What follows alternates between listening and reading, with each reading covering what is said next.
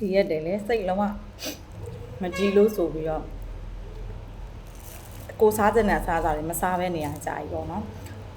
ဝိုင်းလည်းဝါပစီစားတဲ့နဲ့ဟာလေးစားမယ်ဆိုပြီးတော့အွန်လိုင်းကနေပြီးတော့စားစရာလေးမှာလိုက်တယ်ဘာမှမဟုတ်မကြည့်စီထမင်းနဲ့ပိုင်ရစီထမင်းကိုတယောက်စာပေါ့နော်နည်းနည်းလောက်ပဲထင်လိုက်တာဒီလိုဘူးကြီးနဲ့မကြည့်ခွဲစားတာကမှတည်းရရိုက်ပြဒီလိုဘူးကြီးနဲ့လာမယ်လို့ဘယ်ထင်မလဲပေါ့နော်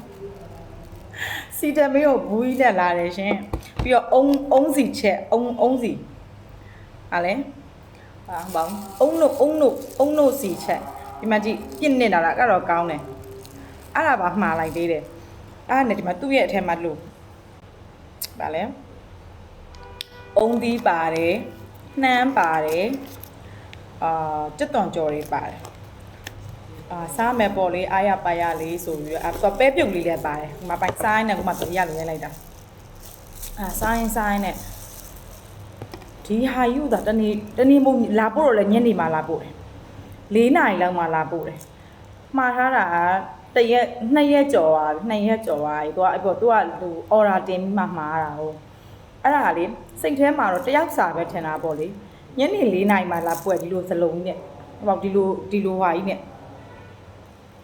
ဒါအဲ့နဲ့မနေ့ဖြန်ကြမ်းနဲ့ပြန်ကျွေးကြော်စားမယ်2 မျောလို့ဒီတပုတ်1000ဒီနှမ်းဒီအုံတို့စီချက်က9000ဒါတန်တယ်အဲ့ဒါအုံတို့စီချက်နဲ့အုံတို့စီချက်လေးနဲ့အဲ့နှမ်းဟိုဟာတွေနဲ့ဟိုရောသမမွေပြီးတော့ဒီလိုလေးစမ်းပြီးစားနာသွေးတိုးရင်တိုးသိခြင်းလဲသိဆိုစားမယ်ဆိုပြီးတော့စားလိုက်စိတ်ညစ်နေတယ်ပါဒါစိတ်ညစ်နေတယ်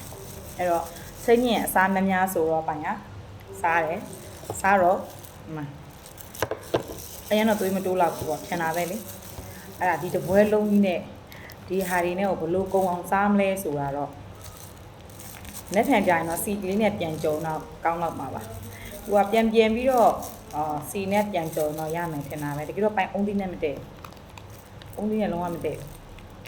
မစားလိုက်နဲ့ဖြစ်ချင်တာဖြစ်တော့ဟိုမွေးအဲ့ဒီတစ်စလုံးကြီးကိုကျမ2 ရက်လောက်တော့စားယူရမယ်2 ရက်လောက်တော့စားယူရမစားမဲ့သူလည်းမရှိဘူးငါလေးပဲပြုတ်လေးနဲ့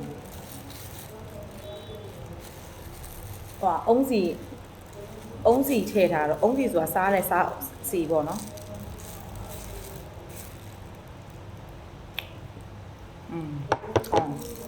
ဟုတ်